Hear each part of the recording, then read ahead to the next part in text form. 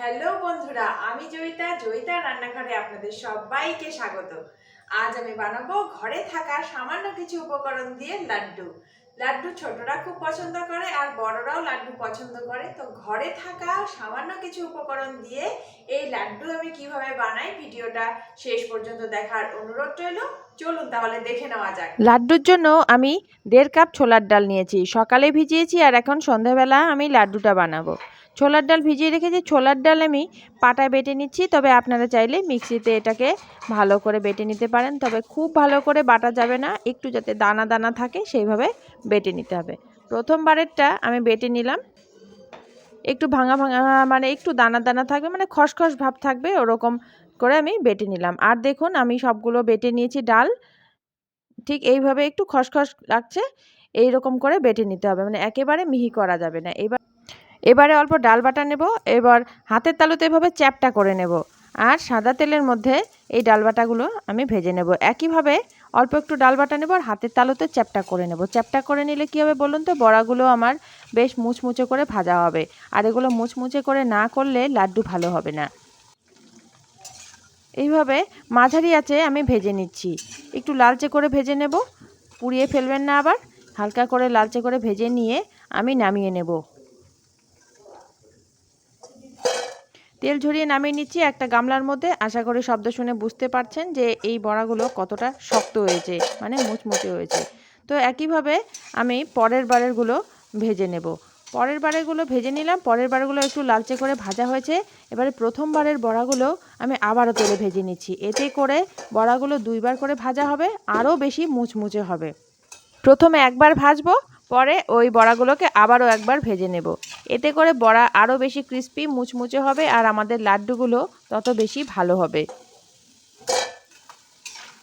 একইভাবে 2 বারের বড়াগুলো আমি 2 বার করে ভেজে নিলাম। এবার তেল থেকে তুলে রাখছি সবগুলো। ঠিক এই রকম কালার করে ভেজে নিতে হবে। এবারে ঠান্ডা করে নিয়েছি। ঠান্ডা করে নিয়ে এভাবে ছোট ছোট করে ভেঙে নিয়ে মিক্সির বড় জারের মধ্যে একটু গুঁড়ো করে নিতে হবে। একবার ঘুরিয়ে নিলেই হয়ে যাবে, বেশি ঝুড়ো ঝুড়ো করা যাবে না। তো আমি গুঁড়ো করে নিয়ে আসলাম আর আপনাদের দেখাচ্ছি। একটা প্লেটের মধ্যে ঢেলে নিয়েছি। ঠান্ডা করে কিন্তু গুঁড়ো করতে হবে। আর দেখুন ঠিক এইভাবে ঝুড়ো ঝুড়ো করে আমি নিয়েছি। আর এদিকে লাড্ডুর শিরা বানাবো। শিরা বানাতে এই কাপের 1 কাপ চিনি দিয়েছি আর এই কাপ দিয়ে 1/2 কাপ জল দিয়েছি। এবারে মাঝারি আঁচে এই শিরাটা আমি তৈরি করে নেব। তবে শিরাটা 1 তার বা 2 তার করার দরকার নেই। একটু চটচটে ভাব আসলেই লাড্ডুর শিরা একেবারে পারফেক্ট হয়ে যাবে। আর লাড্ডু আমি আজকে সবুজ রঙের করব, একটু অন্য রকমের।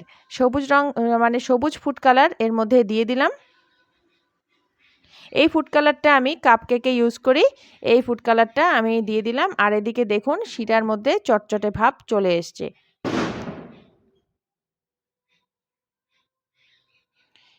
একটু নাড়িয়ে নিচ্ছি, তবে মাঝারি আঁচেই আমি শিরাটা করেছি।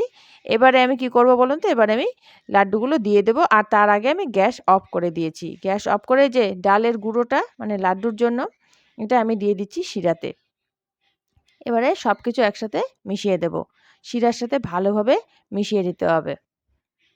আর দেখুন লাড্ডুর কালারগুলো কি সুন্দর চলে আসলো, সবুজ রঙের। একটু চারমগজ দিয়ে দেব আর 1 চামচ ঘি দিয়ে দেব।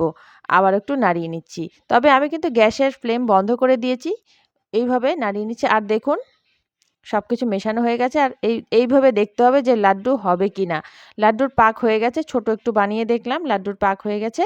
চারমগজ ভালোভাবে মিশিয়ে দিলাম আর একটা গামলার মধ্যে নামিয়ে নিয়েছি।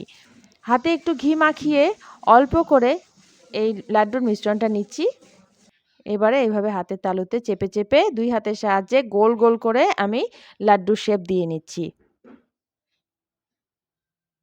একইভাবে সবগুলো লাড্ডু আমি তৈরি করে নিলাম। আর এই লাড্ডু দোকানের কেনা লাড্ডুর থেকে কোনো অংশেই কম হয় না। এয়ারটাইট কৌটোয় ভরে নর্মাল ফ্রিজে আপনারা অনেক দিন এটাকে সংরক্ষণ করতে পারবেন। রেসিপি ভালো লাগলে ভিডিওতে লাইক দিয়ে দেবেন, কমেন্ট শেয়ার করবেন। আর নতুন বন্ধু হয়ে থাকলে বা এখনো যদি চ্যানেলটি সাবস্ক্রাইব না করে থাকেন তাহলে চ্যানেলটি সাবস্ক্রাইব করে নেওয়ার অনুরোধ রইল। সবাই খুব ভালো থাকবেন। খুব তাড়াতাড়ি চলে আসবো আবার একটা রেসিপি নিয়ে। ধন্যবাদ।